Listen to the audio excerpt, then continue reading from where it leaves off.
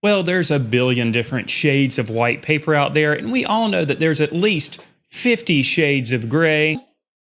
But maybe there's a tone of paper that you haven't tried yet, or perhaps you've overlooked, that might just change the way you approach drawing.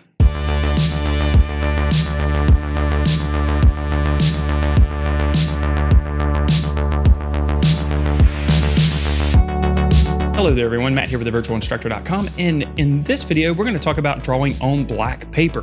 But before we do, I'd like to remind you to click on the subscribe button and also click on the notification bell so you're notified when we upload new art videos here on the YouTube channel.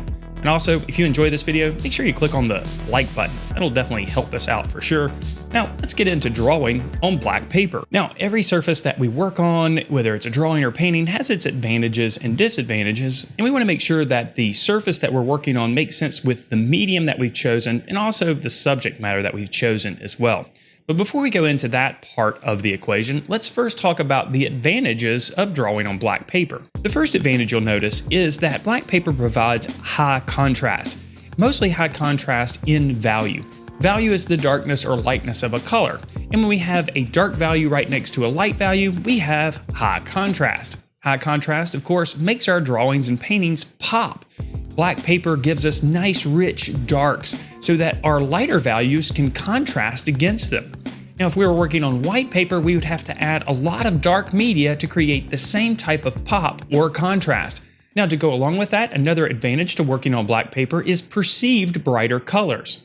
Because we have higher contrast in value when we work on black paper, we also have a perception of brighter colors. Even though the colors might not actually be brighter, they're going to look brighter due to that contrast in value. So whenever you want your colors to pop and really stand out, black paper might be the best solution. Now, another advantage, of course, I've kind of alluded to this before, but we get rich, dark shadows. A lot of times when we work with traditional drawing media like graphite or charcoal, it's sometimes hard for us to push ourselves to make some of the values as dark as they need to be. You know, the values that we see in reality, in those dark areas, those really dark shadows. But on black paper, we already have those dark shadows in place, so it's a whole lot easier to create richer, more natural looking shadows. Now, a fourth advantage to working on black paper is it may just be faster. One of the issues we have when we work on white paper is creating a full range of value. And a lot of times that means that we have to make a lot of darks within the scene. Sometimes that can be very time consuming, but when we work on black paper, we can create a scene that looks complete with just a minimal amount of medium applied to the surface. Perhaps we're dealing with a scene where we have just a little bit of light or very high contrast. And in those situations, just a little bit of light material on the surface will do the trick. The opposite of this doesn't really work when we work on white paper. We still find ourselves filling in a lot of the darks that we need in our drawing in order to create a similar illusion. Now, every drawing or painting surface has its advantages and disadvantages. So let's take a look at some of the disadvantages to working on black paper. Perhaps the biggest disadvantage is that we have to think in reverse. We're all accustomed to adding dark media to white paper or light paper. And when we are adding light media to a dark surface like we do with black drawing paper, we have to think about adding the lighter values or the tints instead of adding the shades or shadows. This requires us to think a little bit differently. For example, we can't really think about adding outlines with a white media on a black paper because it'll just look like we're drawing on maybe a chalkboard or something like that.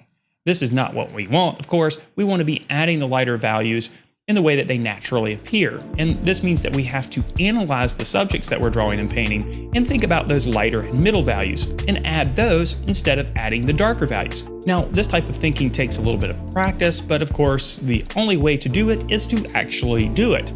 So grab yourself some black paper and start making marks and start thinking about the lighter values as you add them to the surface. Now, another disadvantage to working on black paper is that you're limited in the mediums that you use. Clearly, when we work on black paper, it wouldn't really make a lot of sense to use traditional graphite pencils.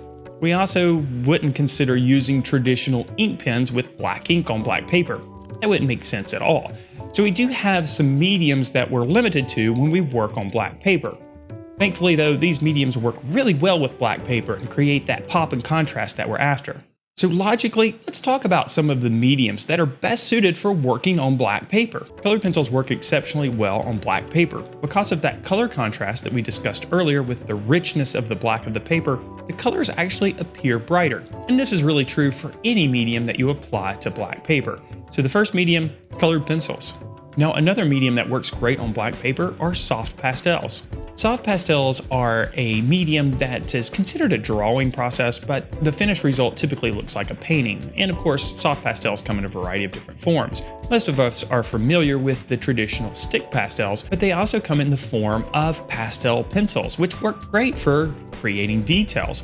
Another medium number 3, are oil pastels. Now, oil pastels, even though they are called pastels, are extremely different from traditional soft pastels. For one, oil pastels feature an oil binder, and soft pastels feature a gum Arabic binder. This makes these mediums extremely different from each other. This means that they're going to behave differently when they're applied to the surface. For example, oil pastels can layer, but there's a little bit of mixing that occurs when they do, similar to what we see with colored pencils. In fact, oil pastel techniques are also very similar to colored pencil techniques. But oil pastels tend to look a little bit brighter and stronger than traditional soft pastels when applied to black paper. So oil pastels are a fantastic medium to use when working on black paper. Of course, another fantastic medium for working on black paper is white charcoal. Yes, there is a thing called white charcoal, and even though it's called white charcoal, it really isn't charcoal at all. It's speculated that this material actually is calcium carbonate, whatever that is. But it behaves just like traditional black charcoal when you apply it to the surface. The only exception is it's white. So this means that we can blend and smooth the applications of the charcoal when it's applied, creating gradations of tone and value. We can also create strong contrast because it is white charcoal applied to black paper. White charcoal is an excellent medium to start with if you're brand new to drawing on black paper. Now, another medium you might consider is white ink. Now, these gel pens have become popular in recent years, but there's also bottled white ink that you can use and apply it with a traditional dip pen. But white ink will create that same high contrast that we see with white charcoal. The only exception is it might be a little bit harder to create gradations of tone and value like we can easily with white charcoal. So another excellent medium for working on black paper is white ink. Now, the reality of the matter is you can be successful creating a drawing of any subject on any medium with any paper. But there are a couple of things to think about when you're choosing your subject for working on black paper. You might want to think about scenes that have dramatic light or strong contrast. For example, you might consider a scene where there is one strong direct light source and lots of shadows. This will make sense because you'll only have to apply a little bit of the lighter medium to the surface to create that dramatic contrast that you're after. And then of course, any subject where the colors are nice and bright and you want them to contrast against the darks of the paper are going to be great subjects for working on drawing paper that's black. But just keep in mind that you also want to have strong areas of shadow within those scenes too, or else those colors aren't going to be perceived as being quite as bright. Remember, it's all about contrast. So maybe you're thinking specifically about certain types of paper that you might want to use. Well, there's several different brands, and I want to share with you some of these brands and also the mediums I suggest for working on these types of paper. The first type of paper is Canson Mitant's pastel paper.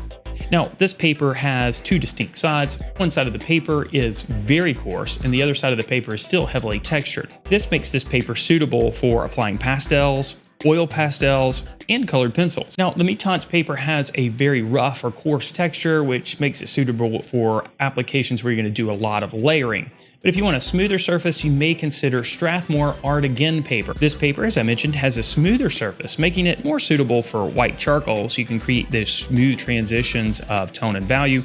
Also colored pencils, and this paper is also a wonderful surface for working with inks. Now, another paper is black and gray paper. Now, this paper, of course, is similar to charcoal paper. In fact, the texture is exactly the same, featuring a laid pattern. That helps the charcoal stay in place when you apply it to the surface, but it's still easily blendable. This paper, of course, is best suited for working with white charcoal. So there you have it, everybody, a quick overview of drawing on black paper. Hopefully you'll give it a shot if you haven't already, or if you've tried in the past and weren't very successful, maybe you'll try again, of course, because it really is a great experience, and it also helps you to pick out that full range of value that you really need to be in tune with in order to create realistic or representational drawings. Now, if you enjoyed this video, make sure that you click on the subscribe button if you haven't already, and also click on the notification bell, and also click on the like button too. If you want to learn more about drawing and painting, of course, check out our membership program, which includes a variety of drawing and painting courses on a variety of media and subject matter. All of our courses include sequential instructional videos and also step-by-step illustrated ebooks. There's also weekly live lessons, which are broadcast each week and then stored in our vault, and also weekly critiques as part of the Members Minute, and a year-long curriculum for visual arts teachers. If you want to check out 3 of our course videos and ebooks for free, and also our membership program I just discussed, links for both of those things are below this video in the description. Thanks again for watching, and as always, I wish you all the very best in your artistic success.